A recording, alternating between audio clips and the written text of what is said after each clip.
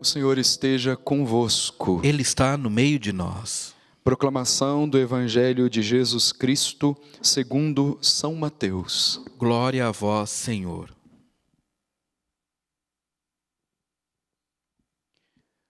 Naquele tempo, Jesus começou a censurar as cidades onde fora realizada a maior parte de seus milagres, porque não se tinham convertido. Ai de ti, Corazim! Ai de ti, Betsaida! Porque se os milagres que se realizaram no meio de vós tivessem sido feitos em Tiro e Sidônia, há muito tempo elas teriam feito penitência, vestindo-se de cilício e cobrindo-se de cinza. Pois bem, eu vos digo, no dia do julgamento, Tiro e Sidônia serão tratadas com menos dureza do que vós. E tu, Cafarnaum, acaso serás erguida até o céu? Não, serás jogada no inferno.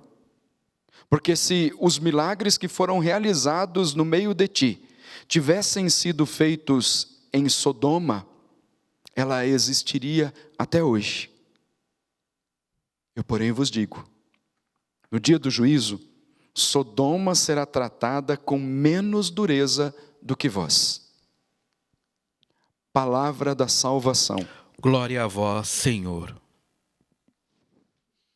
Louvado seja nosso Senhor Jesus Cristo. Para sempre seja louvado.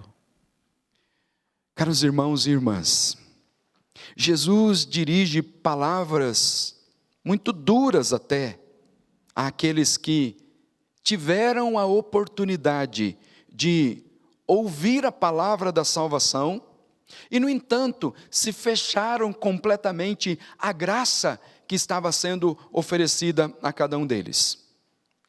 Jesus diz que as pessoas não tinham se convertido e por isso censurou essas cidades. A maior parte dos milagres foi realizado nessas cidades, mas não se converteram. Sabe o que é isso? A identificação primeira. Noutra passagem, no paralelo desse texto, também se faz uma referência dizendo que nessas cidades Jesus não pôde realizar milagres porque não tinham fé. E aqui o texto diz, não pôde realizou milagres, mas não se converteram. Porque a linguagem do milagre é essa, é chamar a atenção para que as pessoas se voltem para a palavra de Deus. Mas sabe qual é a única possibilidade de que a palavra de Deus produza fruto na sua vida e permaneça, frutos que permanecem? Quando há uma abertura do coração. Se não houver uma abertura do coração, é impossível, é o único momento em que a palavra de Deus se torna ineficaz, quando não há uma abertura do coração, quando a pessoa se fecha à graça que lhe é oferecida. Aliás, Santo Agostinho tem uma ideia que diz assim, temo a graça que passa e que não volta. Deus te dá uma oportunidade, acolha essa oportunidade, é agora a hora da graça para você, é a hora da graça para nós. É verdade que Deus nunca desiste de nós, há um amor tão imenso que não tem medidas no coração de Deus, que Ele nunca desiste de nós. Mas veja essas palavras fortes dirigidas a essas cidades que tiveram a oportunidade de ver e ouvir Jesus. Ai de ti, Corazim, ai de ti, Betsaida, porque se os milagres que se realizaram no meio de vós tivessem sido feitos em Tiro e Sidônia, há muito tempo teriam feito penitência, teriam se convertido. O texto busca as cidades que são, no Antigo Testamento, símbolo do pecado. Olha o tamanho da indiferença do coração daqueles que eram de Corazim e de Betsaida, a tal ponto de serem comparadas a Tiro e Sidônia, símbolo do pecado, e, aliás, colocado até num nível abaixo, porque se os milagres que foram realizados no meio de vós tivessem sido realizados lá, eles teriam se convertido.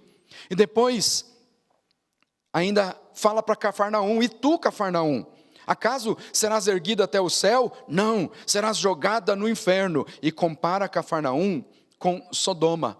Novamente colocando um nível abaixo até Cafarnaum, porque diz assim: se em Sodoma tivessem sido realizados os milagres que foram realizados no meio de ti, eles existiriam até hoje, porque teriam se convertido.